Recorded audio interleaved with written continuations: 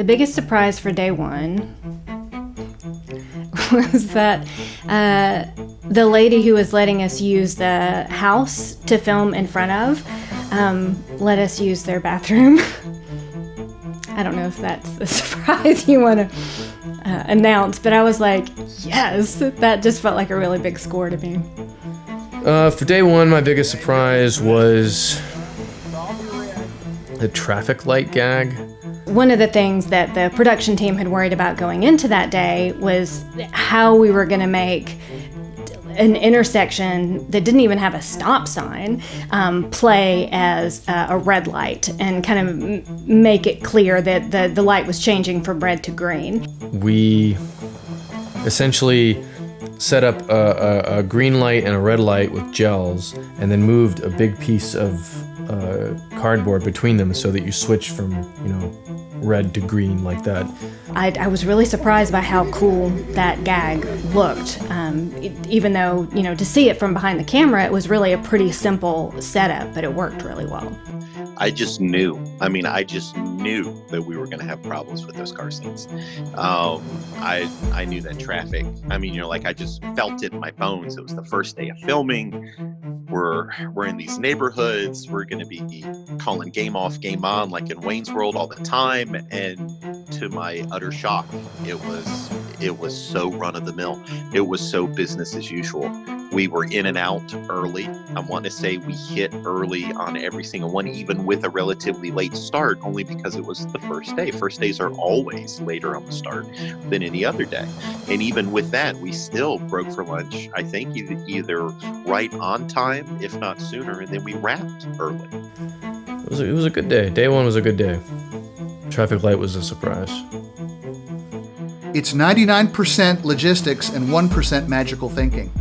It's not 99% magical thinking and 1% logistics. We had about maybe 70 people express interest in coming to our home where we shot the scene in the backyard.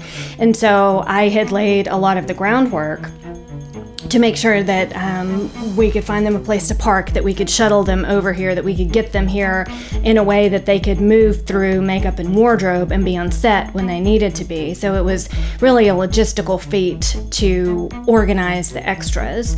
So I was really worried about, whether everybody was going to have what they needed to be ready when the camera was ready.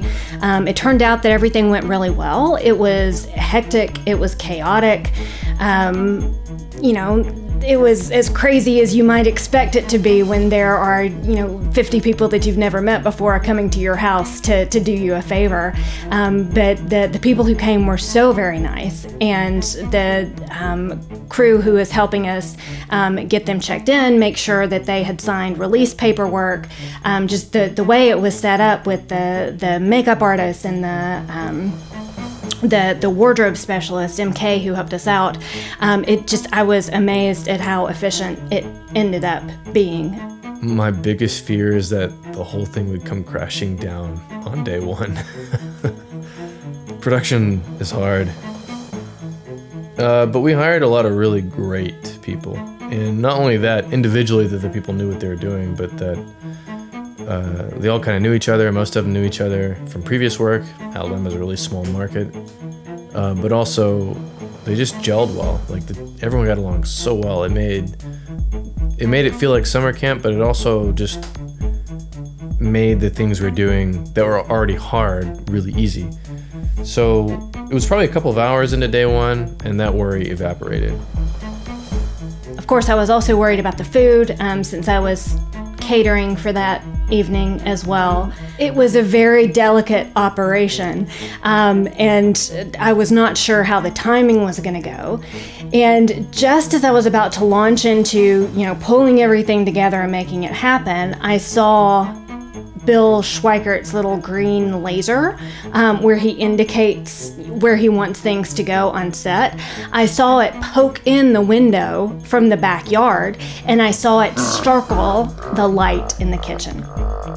It was the only light in the kitchen, and I was like, oh no, things are about to get even more interesting. And sure enough, 2 minutes later, a PA came in from outside and said, we're going to have to turn these lights off because they're catching in the camera.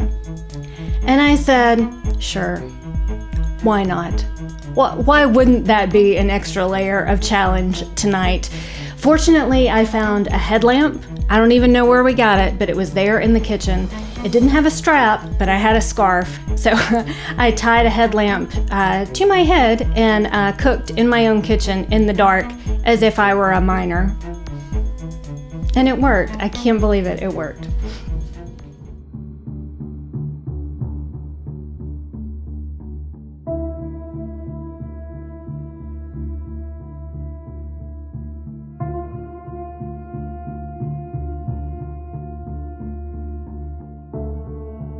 遠い将来を考えてみようよ。